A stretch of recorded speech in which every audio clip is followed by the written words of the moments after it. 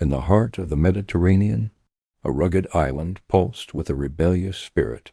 This was Corsica, a land of ancient pride, newly shackled to the crown of France. Its people were not French.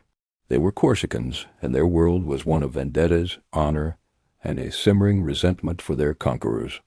Into this cauldron of defiance on August 15th, 1769, a child was born. His name was Napoleon Bonaparte.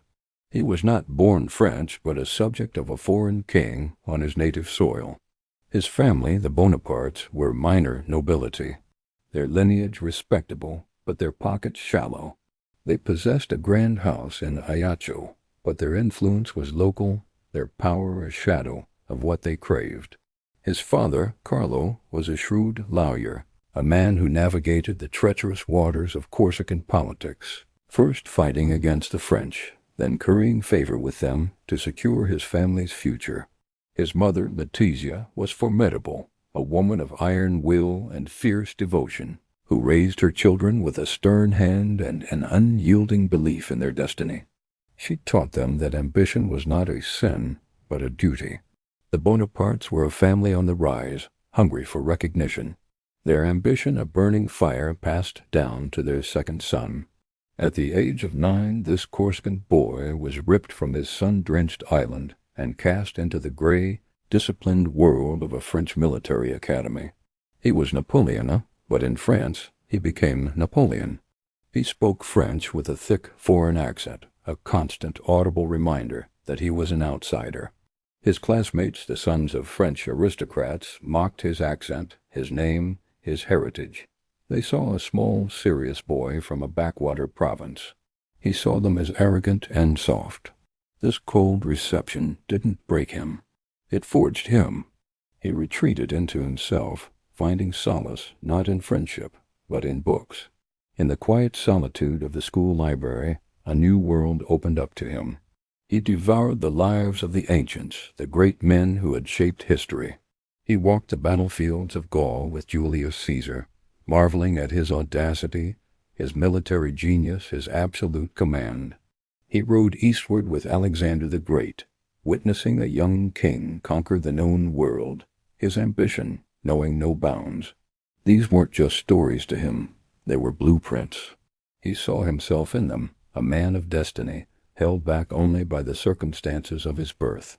He filled notebooks with meticulous details on ancient artillery, geography, and political systems.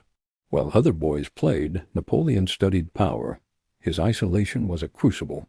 The mockery from his peers, the distance from his family, the feeling of being an alien in a hostile land, it all fermented into a potent cocktail of anger, resentment, and a relentless, gnawing ambition.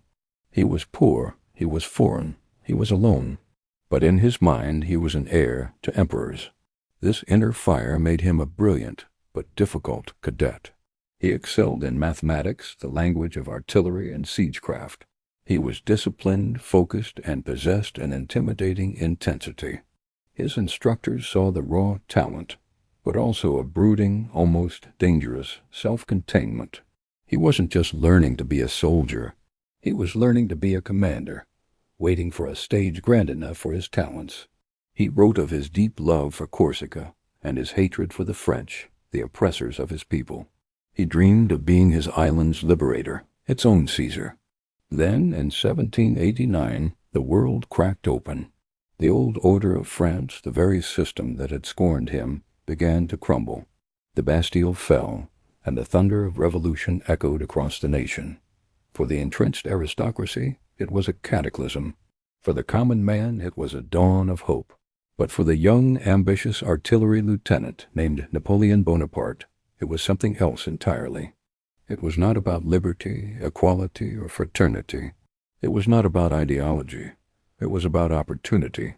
The revolution was chaos, a whirlwind that swept away the old rules and the old masters. In this chaos, a man of talent and ruthless will, a man unburdened by loyalty to the old regime, could rise. The stage he had been waiting for was being set, not in Corsica, but in the very heart of the nation he had once despised. The world was about to learn his name. This is just the beginning of the story. To see how this ambitious outsider seized his destiny and remade the map of Europe, make sure you subscribe and hit that notification bell. The next chapter will be even more intense. Thanks for watching.